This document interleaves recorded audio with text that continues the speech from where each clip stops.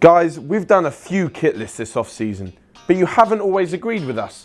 So ahead of the new Premier League campaign, we've decided to let you be the judge. We conducted a poll here at Onefootball and have put together the definitive ranking lists of each home kit this season. We start at the bottom of the table and we head into the mid-table, so stick around next week for the top half. The poor old Potters. They haven't really done anything out of the ordinary here, although we don't mind Macron's cut and blue trim. This is as unoffensive as a Stoke kit is likely to get, to be perfectly honest. It's really not hard to see long-time Stoke warriors like Glenn Whelan, Charlie Adam and Jonathan Walters in this kit, if they hadn't left this summer. Still, with Ryan Shawcross there and star signing Darren Fletcher, it seems this Stokey Stoke kit will keep Stoke stoking in mid-table for the rest of the year. For the Onefootball users, however, it's crap, hence where it ends up on the list. As far as Watford kits go, this isn't actually that bad, but it is still Watford, with their flinch-inducing yellow hard to polish into anything unturd-like. We hope this one looks better on the pitch, as the promotional images from the club really didn't do it that many favours. Onefootball users responded by giving it very little love.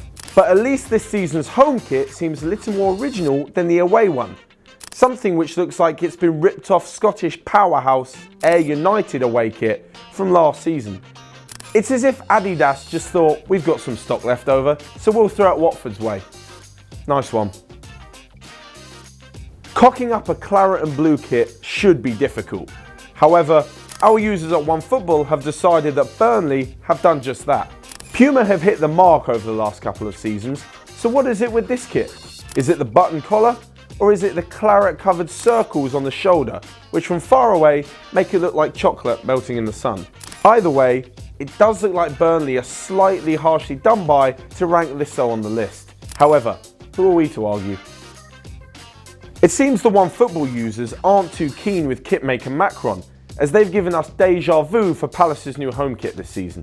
It feels like they've done this before, and not just once. It's a nice shirt, even if not all of the readers agree, and it honours all of the 5 boroughs that the club aim to represent. Easily the worst part of the shirt is that monstrosity of a logo on the front. Money can't buy you class, but it can buy you a way to ruin a perfectly good home shirt. On to Leicester, who are clearly keen to keep milking their admittedly amazing title campaign from 2 years ago. They've included a splash of gold again on their home kit for the upcoming season. Puma have again gone with a similar choice of colours to the Burnley kit on the sleeves and shoulders, something which has got most of you Onefootball readers riled up. Let's face it, aside from a decent Champions League run, the only gold on Leicester's campaign last season was Jamie Vardy revealing his rubbish pre-match diet. The rest was fairly crap, much like their season and this season's kit. Yes, it's a bit dull, and it's also the kind of kit you see overweight guys running about in on a Sunday morning. But the sponsor, Palm, doesn't actually look too bad, and the blue and white will always lend a bit of class to this kit. Still, wheeling out James Morrison, Chris Brunt and Johnny Evans doesn't really get the pulses racing, so we have some apathy with our readers here. The Seagulls are ready to fly in this solid little number from Nike. However, they have lost out on the battle of the best blue and white striped kit in the Premier League to Huddersfield. We'll get to the Terriers later, but Brighton can still be proud to wear this kit in their maiden campaign in the Premier League. This is their first appearance in England's top flight since the 1982-83 season. It also integrates their sponsor, American Express, perfectly into this kit. And while they lose out to Huddersfield, they've definitely scored some early points over rivals Crystal Palace.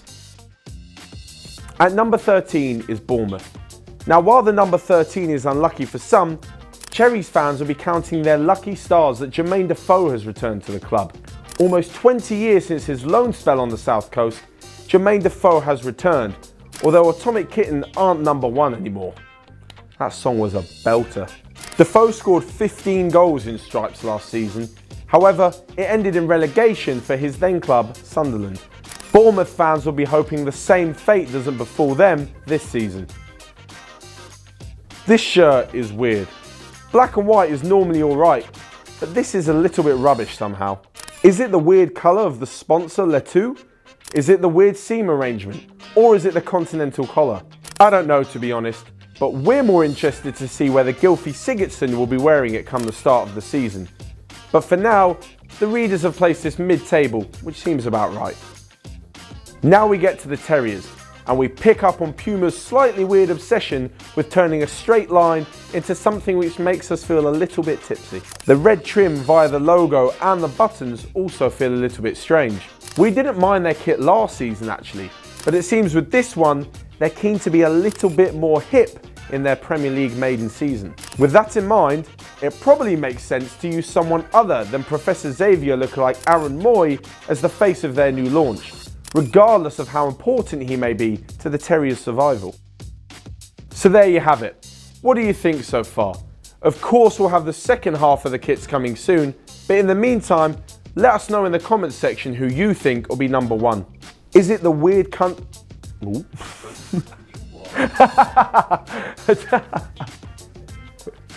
It is, that's exactly what it is.